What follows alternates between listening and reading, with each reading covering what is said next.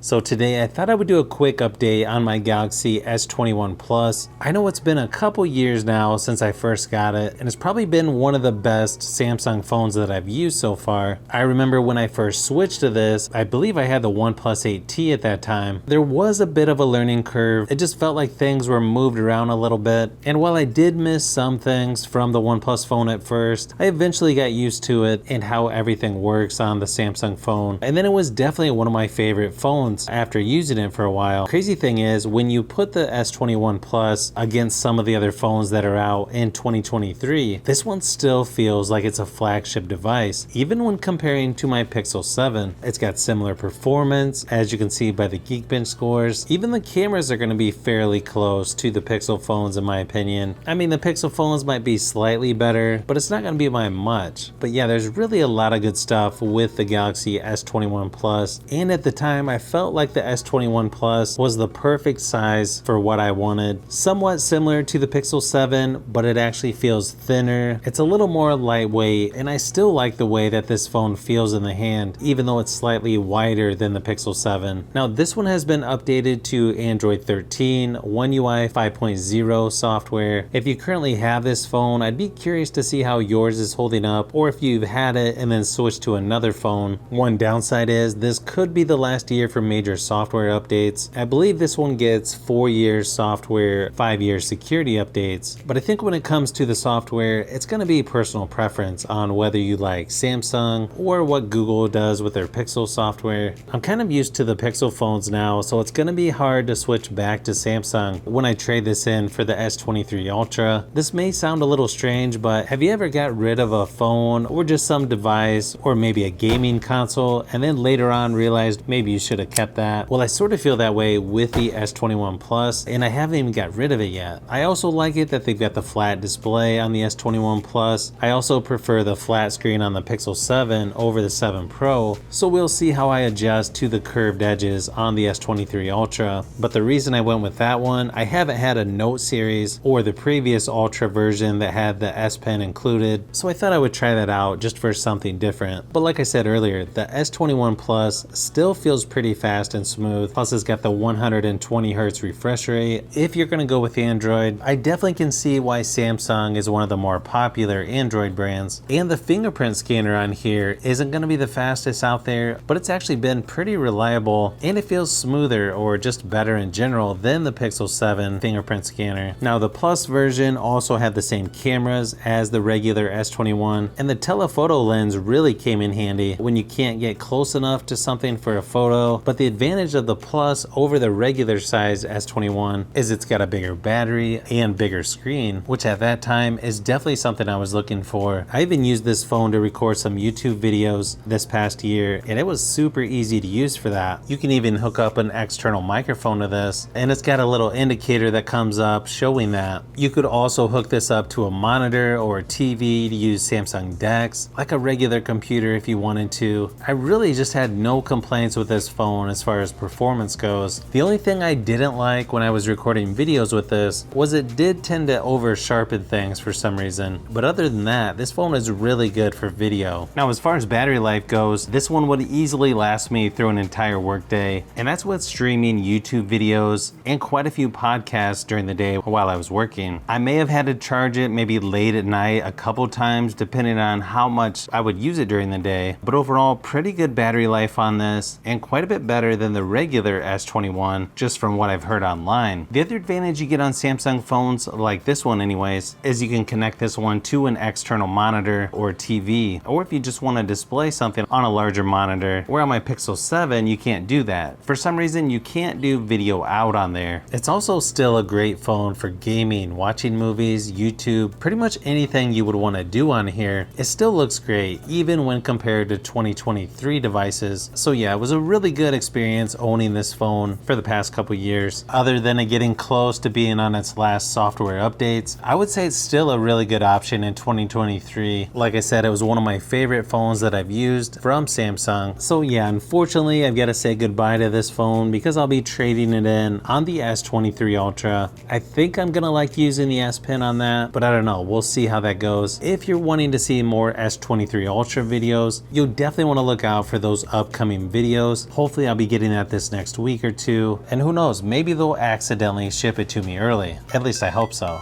So if you've made it this far into the video, you may want to say thanks by subscribing, and don't forget to give a thumbs up if this video was helpful. This is Brian from Fishbee Productions. Thanks for watching, and I'll see you on the next one.